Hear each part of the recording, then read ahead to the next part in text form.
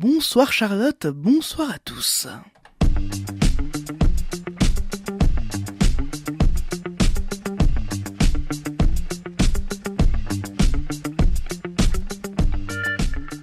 Bourges lance un partenariat avec la plateforme monaviscitoyen.fr. Les berruyers pourront donner leur avis via un formulaire. La ville les recueillera pour envisager plusieurs pistes d'amélioration.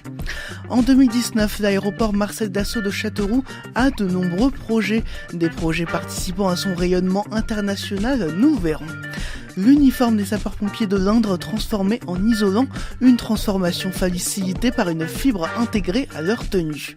5 élèves du lycée Pierre-Émile Martin à Bourges ont participé la semaine dernière à un atelier pour réparer des lunettes récupérées et les envoyer au Maroc, une action qui s'inscrit dans un partenariat avec un lycée de Ouarzazate.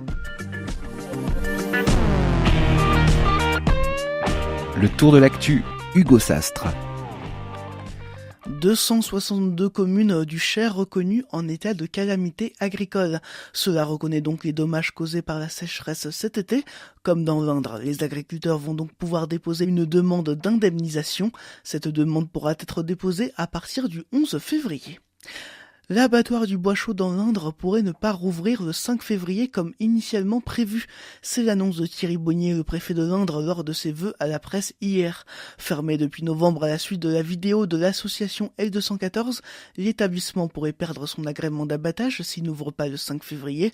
Le préfet s'est voulu plutôt rassurant sur le sujet et envisagerait plutôt une réouverture progressive, ligne d'abattage par ligne d'abattage. L'info du jour. Apparue en 2015, la plateforme monaviscitoyen.fr permet de recueillir les avis des habitants sur leur ville. À travers un formulaire à remplir en quelques minutes, les utilisateurs peuvent proposer des idées pour trouver des axes d'amélioration. La ville de Bourges vient tout juste de signer un partenariat avec la plateforme. Les élus pourront donc avoir accès aux informations postées par les berruyers pour s'en servir dans leurs actions. Pour Lorenzo Privitera, chargé de projet pour Mon Avis Citoyen, la plateforme est le véritable point d'appui pour les élus locaux. Cette plateforme, comme elle condense plusieurs avis, ça leur permet justement de justifier leur politique publique, d'influencer les prises de décision et de prioriser aussi ce qui semble le plus urgent aux yeux des citoyens. Donc ça les aide au quotidien pour savoir quelles sont les mesures qui peuvent être prises au plus vite et qui amélioreraient rapidement le quotidien de leurs habitants. Ce qui se voit partout chez nos partenaires, c'est que le citoyen se sent beaucoup plus écouté et il a accès plus facilement à son élu et il peut lui parler plus facilement. Ce partenariat entre la plateforme et la ville de Bourges s'inscrit dans le cadre de plusieurs dispositifs de participation citoyenne déjà mis en place par la municipalité, comme les barnums, les conseils de quartier ou encore les chats Facebook mensuels avec le maire. En plein débat national, cette initiative fait forcément sens et résonne avec le contexte actuel.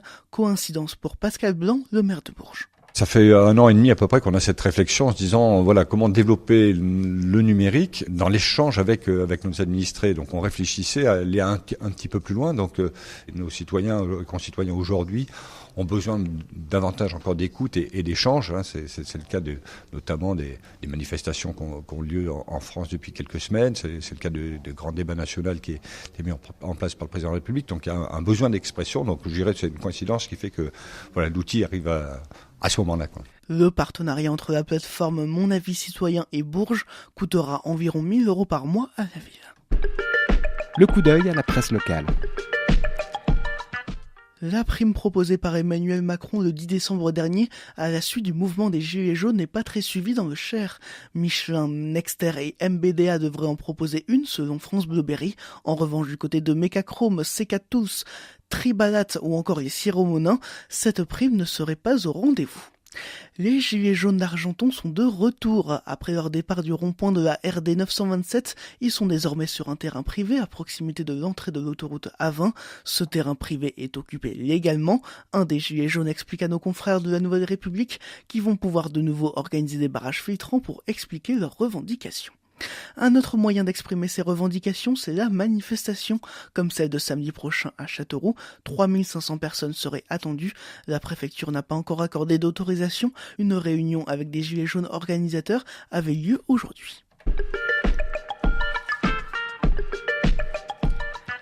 L'aéroport de Châteauroux a de beaux projets pour 2019, un hangar et une tour de contrôle, et pas n'importe quel hangar. À la fin de sa construction en 2020, il devrait s'étendre sur 1 hectare et mesurer 40 mètres de haut, de quoi accueillir l'A380, mais aussi participer au rayonnement international de l'aéroport, selon Marc Bottmin, directeur général de l'aéroport Marseille Dassault. Ça apportera évidemment d'abord une visibilité internationale et puis ça renforcera toute la filière de l'industrie aéronautique qui s'y trouve déjà, puisque nous avons sur l'aéroport de Châteauroux déjà plusieurs entreprises qui travaillent dans les métiers de l'aéronautique, maintenance, peinture, entretien, mise en condition opérationnelle, etc. Donc évidemment, la création de ce hangar permettra de renforcer la présence de ces entreprises industrielles sur le site. Un hangar de cette taille implique la construction d'une nouvelle tour de contrôle, une bien plus grande, avec le même objectif que le hangar. Le fait d'avoir une tour de contrôle de cette importance-là, et qui sera dotée évidemment des derniers équipements techniques, permettra à l'aéroport une visibilité très lointaine, et donc la possibilité, au-delà de la construction du hangar dont nous venons de parler, d'envisager la construction d'autres bâtiments sur le foncier dont nous disposons pour développer encore plus cette filière de l'industrie aéronautique régionale. La construction de cette tour de contrôle et de ce hangar doit commencer cette année et se terminer en 2020. Concernant les vols commerciaux, seule une ligne jusqu'à Ajaccio est pour l'instant confirmée. Des négociations sont en train de se faire pour Nice et Londres.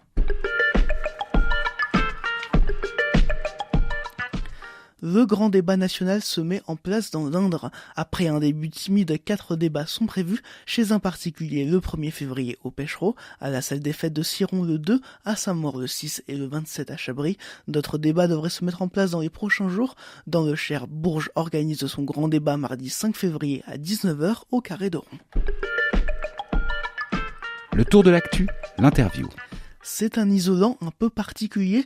Il est en train d'être installé au service d'incendie et de secours de l'Indre à Montier-Chaume. Les ouvriers n'ont même pas besoin de gants ou de masques pour le manipuler, et pour cause. Cet isolant est fait à partir de l'uniforme des pompiers.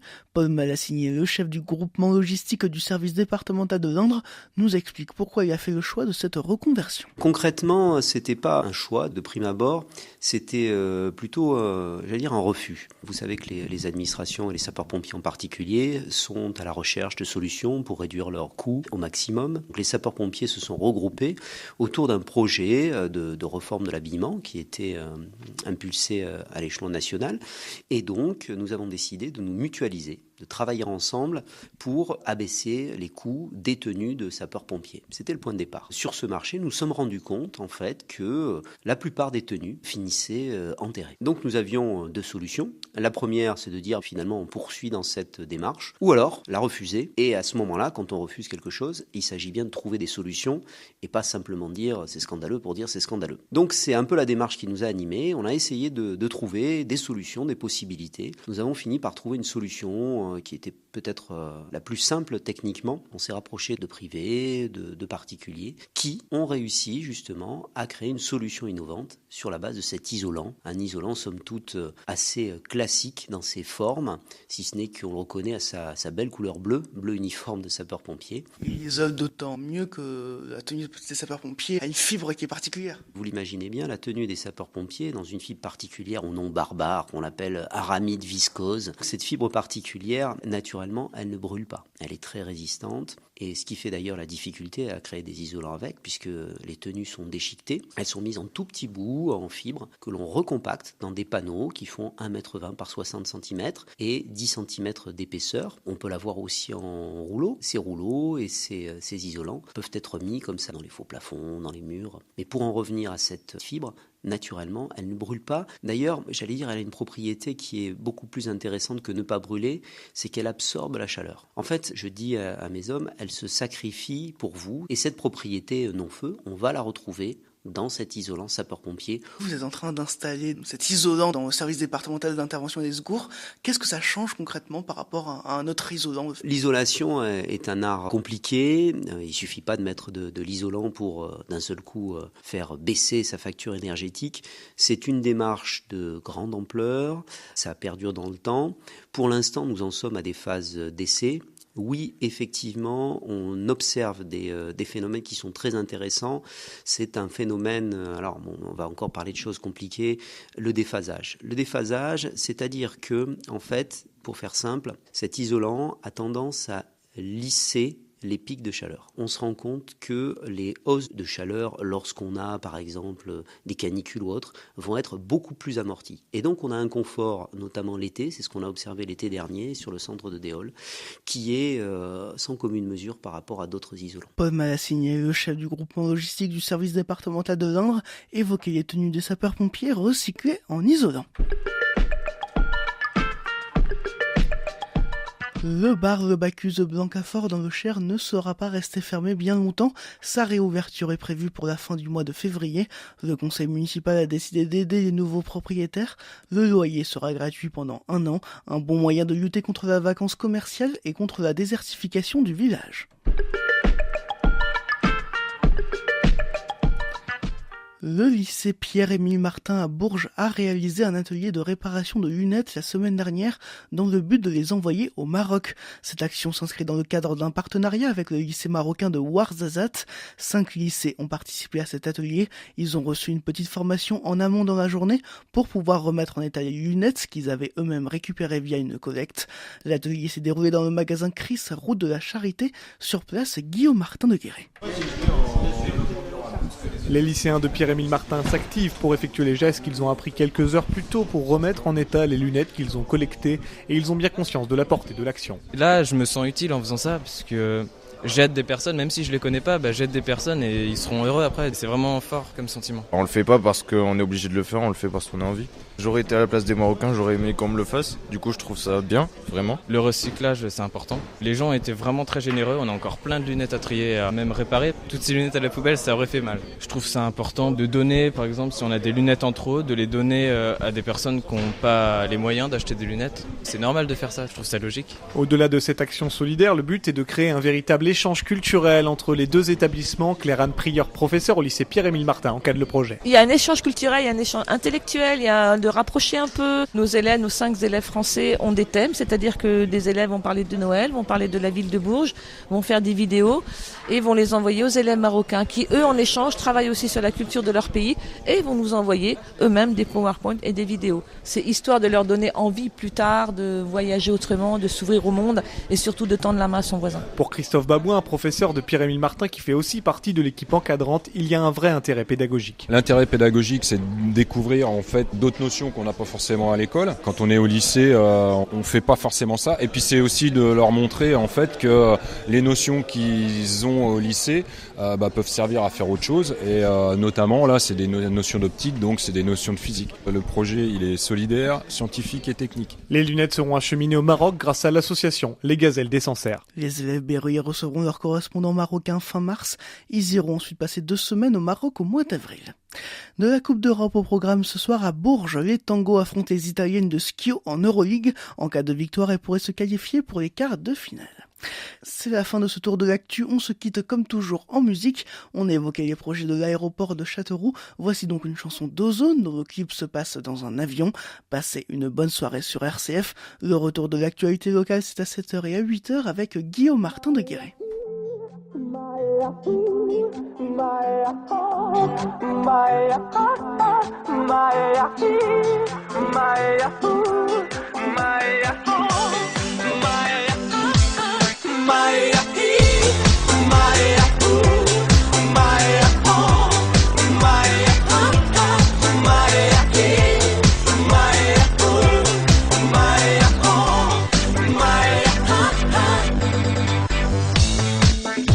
Alo, salut, sunt eu, un haiduc și te rog, iubirea mea, primește fericirea.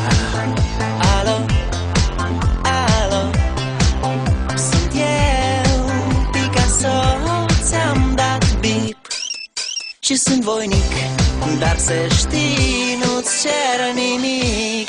Vrei să pleci, dar numai ei, numai ei, numai ei, chipul tău și dragostea din tei, mi-amintesc de ochii tăi.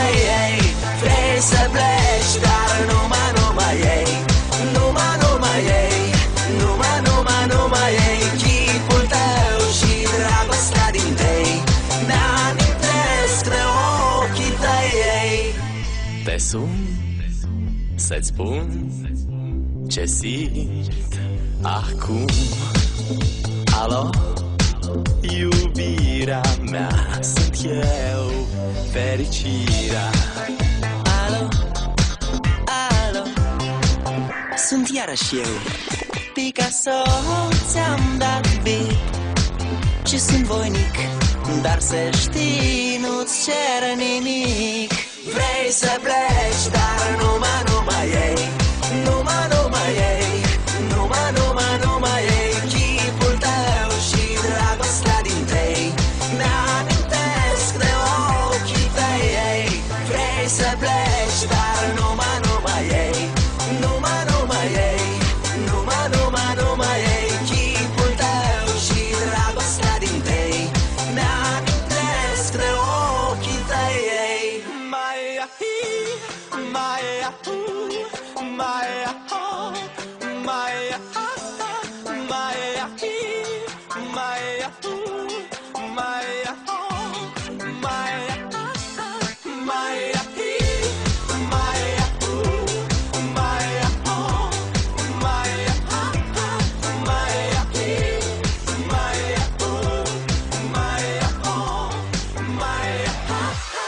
Vrei să pleci, dar numai ei, numai ei, numai ei, chipul tău și dragostea din tei, mi-amintesc de ochii tăi, ei.